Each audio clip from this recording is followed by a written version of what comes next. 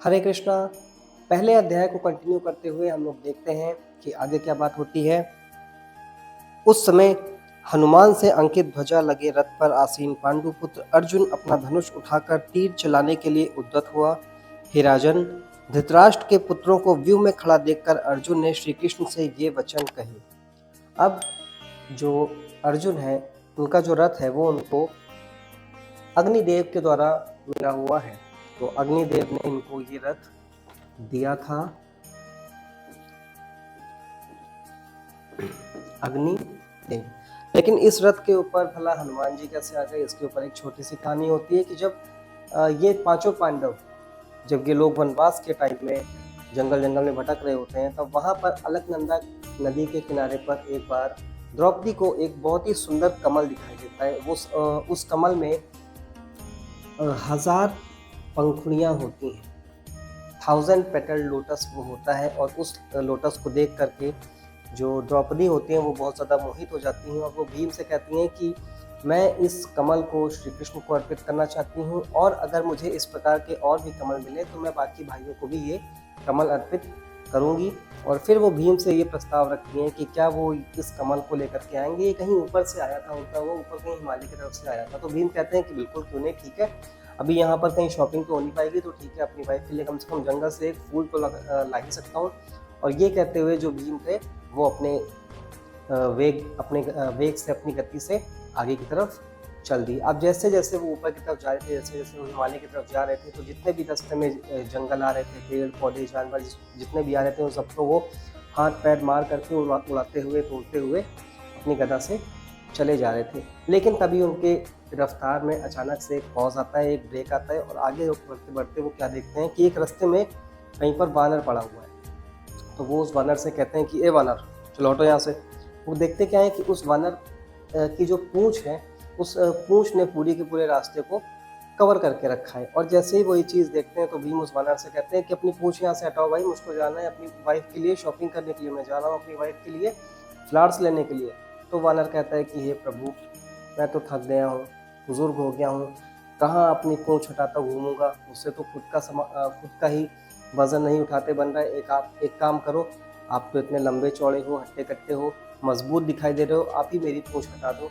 और ये कहते हुए जो वानर होता है वो वहीं पर शांति से लेटा रहता है। और उसके बाद क्या होता है कि जो भीम होते हैं वो क्रोधित हो जाते हैं, और फिर उनका प्लान ये होता है कि अपने अपने बाएं हाथ से उसकी पूंछ उठा करके उसको किनारे फेंक देंगे। लेकिन जैसे ही वो जोर लगाना शुरू करते हैं तो बाएं हाथ का जोर लगा देते हैं, दाएं हाथ का जोर लगा देते हैं, पूरे हाथ का जोर लगा देते हैं, लेकिन उनसे वो पूंछ नहीं हटती है। और उसके बाद भीम कहते हैं कि हे प्रभु, आप जो भी हो अपने असल रूप में आ जाएं, क्योंकि मैं इतना बलवान हूँ, मेरे अंदर 10,000 हाथियों का बल है, और मैं यहाँ पर एक तुच्छ से वानर की पूंछ नहीं हटा पा रहा हूँ। जाहिर है कि आप यहाँ पर वानर के भेष में पड़े हुए हैं, लेकिन आप हैं तो कोई दिव्य पुरुष ही, तो आप अपना परिचय मुझको दें। और इस प्रकार से जब बजरंगबली अपने असल रूप में आते हैं तो फिर वो भीम से कहते हैं कि अरे भाई, तुम भी तो पवन पुत्र हो और मैं भी पवन पुत्र हूँ। उसके बाद भीम कहते हैं कि अरे बड़े भैया, यहाँ तो बड़ा अच्छा हो गया, मुझे आपके दर्शन हो गए। और इस प्रकार से फिर हनुमान जी उनको ये आश्वासन देते हैं कि कोई बात नहीं, अभी जैसा चल रहा है चलने दो, इसके बाद जब तुम लोगों का युद्ध होगा तो उस युद्ध में मैं भी तुम्हारा साथ देने के लिए आऊँगा। जो अर्जुन है उसके रथ के ऊपर मैं उसके ध्वज के ऊपर विराजूंगा, और जो तुम्हारी गदा होगी, जैसे ही तुम अपने गदा का प्रहार करोगे तो तुम्हारी गदा के प्रहार में मेरे गदा का भी प्रहार होगा। दैट मीन्स कि जो तुम्हारी पावर होगी वो दुगनी हो जाएगी। और इसी प्रकार से जैसे तुम चिल्लाते हो, जैसे तुम किसी को मारते हो या मारने से पहले तुम जोश में किसी को लेकर के चिंघाड़ते हो, वाह, इस तरह से तुम करते हो, तो उसमें मेरी भी चिंगाड़ होगी। और इस प्रकार से जो हनुमान जी थे उन्होंने भीम को आश्वासन दिया कि वो अर्जुन के भी साथ रहेंगे और भीम के भी साथ रहेंगे। और इस प्रकार से इनडायरेक्ट वे में वो कहीं ना कहीं इस महाभारत के युद्ध में सम्मिलित हुए थे। और इस प्रकार से जो ये अग्निदेव के द्वारा दिया हुआ रथ था, उसके ऊपर जो ध्वज लगा हुआ था उस पर हनुमान जी विराजे थे। आगे लिखा है, धृतराष्ट्र के पुत्रों को व्यूह में खड़ा देखकर अर्जुन ने श्री कृष्ण से ये वचन कहे। अब जैसे ही धृतराष्ट्र के पुत्रों को अर्जुन ने व्यूह में देखा तो उसके मन में पहले तो दो भाव आए। सबसे पहले तो भाव ये आया कि मैं आगे जा करके देखूं कि भाई आखिर कितने लोग आए हुए हैं, हमें कितनी शक्ति से लड़ना है, किसके ऊपर कैसा प्रहार करना है ताकि किससे हम लोग जीत सकें, किसको हम लोग को इग्नोर करना है, किसको इग्नोर नहीं करना है। पहले तो उसके मन में ये सब कैलकुलेशन चल रही थी, और जो दूसरा भाव उसके मन में था वो ये था कि कहीं ना कहीं थोड़ा सा कन्फ्यूजन उसके मन में अब आने लगा था। ये उसका दूसरा भाव था। तो पहला भाव उसका क्या था? जो पहला भाव था वो ये था कि हमें किसके साथ कैसे फाइट करनी है, कैसे बैटल करनी है। और जो दूसरा भाव था वो ये था कि अब थोड़ा बहुत कन्फ्यूजन इसके माइंड में आने लगा है, और इसी कन्फ्यूजन की आड़ लेकर के कन्फ्यूजन की आड़ लेकर के जो श्री कृष्ण हैं वो भगवत गीता बोलेंगे। आगे बात करते हैं। तो अर्जुन कहता है, अब अर्जुन ने कहा, हे अच्युत, कृपया करके मेरा रथ दोनों सेनाओं के बीच ले चलें, जिससे मैं यहाँ उपस्थित युद्ध की अभिलाषा रखने वालों को और शस्त्रों की इस महान परीक्षा में जिनसे मुझे संघर्ष करना है उन्हें देख सकूं। अर्जुन ने क्या कहा? अर्जुन ने कहा, हे अच्युत। अर्जुन ने यहाँ पर श्री कृष्ण को अच्युत के नाम से पुकारा है। अब यहाँ पर हम लोग देखें तो जब भी भक्त अपने भगवान को, श्री कृष्ण को किसी एक पर्टिकुलर नाम से पुकारता है तो उसके पीछे क्या मंशा होती है, हम लोग उस मंशा को देखते हैं। तो यहाँ पर अच्युत के नाम से संबोधित किया है श्री कृष्ण को। तो अच्युत का मतलब क्या होता है? अच्युत का मतलब, सबसे पहले तो हम लोग देखें, अच्युत का मतलब होता है जो अपने स्थान से कभी ना गिरे। जैसे कि श्री कृष्ण है वो हमेशा परम भगवान ही रहते हैं, वो कभी भी अपने स्थान से गिरते नहीं हैं। लेकिन अच्युत का जो एक और मीनिंग बताया गया है आचार्यों के द्वारा वो ये है कि अच्युत का मतलब होता है वो जो स्नेह दिखाने में कभी चूकते नहीं हैं। स्नेह दिखाने में चूकते नहीं हैं। तो श्री कृष्ण भी हैं जो कि अपने भक्तों के प्रति कभी भी स्नेह दिखाने में नहीं चूकते हैं। इसलिए यहाँ पर जो अर्जुन है उसने श्री कृष्ण को एक पर्टिकुलर नाम से यहाँ पर संबोधित किया है। वो नाम क्या है?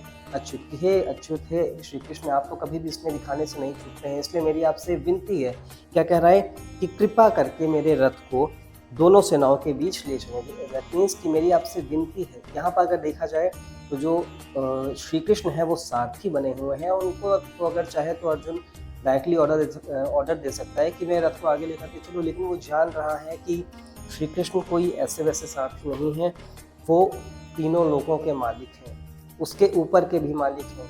और इसलिए अच्युत कहते हुए उसने क्या कहा कि हे अच्युत, मेरे रथ को कृपया करके दोनों सेनाओं के बीच में ले चलें। अब ये इसलिए भी हो सकता है क्योंकि देखिए, जो योद्धा होता है वो नॉर्मली कभी भी अपने सारथी से इतने बड़े बैटलफील्ड में डायरेक्ट कन्वर्सेशन नहीं कर सकता है, नॉर्मल बातचीत नहीं कर सकता है। ऐसा क्यों होता है? क्योंकि चारों तरफ से आवाज़ें आ रही होती हैं, कहीं कोई मार रहा है, कहीं कोई मर रहा है, कहीं कोई चिल्ला रहा है, कहीं हाथी, कहीं घोड़े, इस प्रकार की आवाज़ें आ रही होती हैं। और इस प्रकार से जो योद्धा होता है वो अपने सारथी के साथ कैसे कन्वर्सेशन करता है, कैसे बातचीत करता है? भाई जब भी योद्धा को अपने सारथी से बातचीत करनी होती है तो उसको नॉर्मली यही बात करनी होती है कि भाई दाएं ले चलो, बाएं ले चलो, और आगे ले चलो, पीछे ले चलो, इस तरह से, या यहीं रोक दो।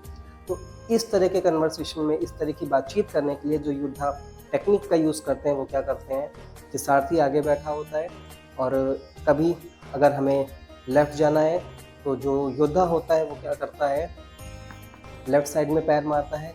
अगर राइट जाना है तो राइट साइड में पैर मारता है, आगे जाना है तो पीछे की तरफ पीठ पर पैर मारता है, और अगर रोकना होता है तो अगेन पीठ पर पैर मारता है कि अब रोको, मुझे यहाँ पर युद्ध करना है। और यहाँ पर जो हमारे श्री कृष्ण होते हैं,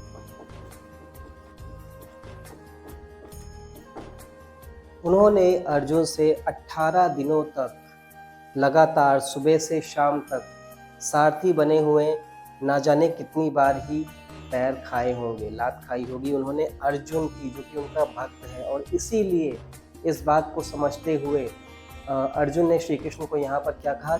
हे अच्युत, आप तो करुणा दिखाने में कभी नहीं चूकते हैं, आप तो स्नेह दिखाने में कभी नहीं चूकते हैं। तो हे श्री कृष्ण, मेरी आपसे विनती है कि कृपया करके जो मेरा रथ है उसको हम दोनों सेनाओं के बीच में लेकर के चलें। मैं यहाँ उपस्थित युद्ध की अभिलाषा रखने वालों को और शस्त्रों की इस महान परीक्षा में जिनसे मुझे संघर्ष करना है उन्हें देख सकूं।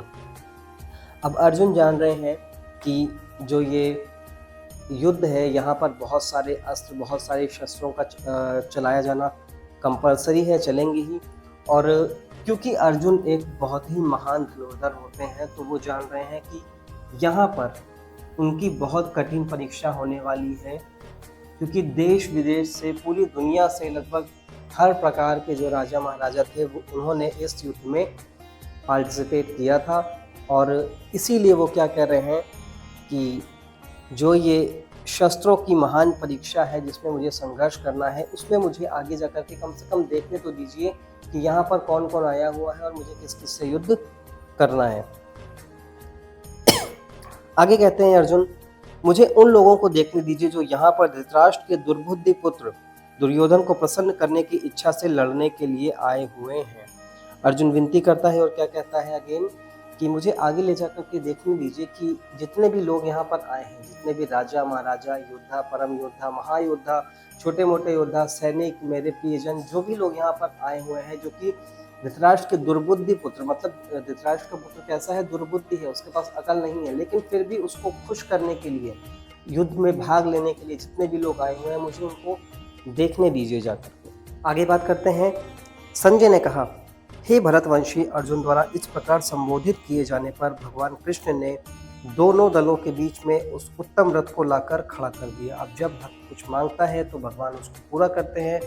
यहाँ पर भक्त कौन है? अर्जुन। अर्जुन ने ऑब्वियसली भगवान से क्या कहा कि हमारे मेरे रथ को दोनों सेनाओं के बीच में ले जाकर के खड़ा करिए, ताकि मैं देख सकूं कि सामने आए हुए जितने भी हमारे ओपोनेंट्स हैं, जो कि दुर्योधन के कारण यहाँ पे जमा हो गए हैं, जो धृतराष्ट्र के दुर्बुद्धि पुत्र हैं उनके कारण यहाँ पे जमा हो गए हैं, मैं उनको देखना चाहता हूँ। और इस प्रकार से जो श्री कृष्ण है वो क्या करते हैं कि रथ को ले जाकर के बीच में खड़ा कर देते हैं। आगे क्या होता है हम लोग देखते हैं, हम लोग जानेंगे अगले वीडियो में। तब तक के लिए हरे कृष्णा। वीडियो अगर अच्छी लगी हो तो लाइक करिएगा, अपने दोस्तों के साथ शेयर करिएगा। अगर चैनल पर नए आए हैं तो नीचे सब्सक्राइब भी करिएगा। तब तक के लिए हरे कृष्णा।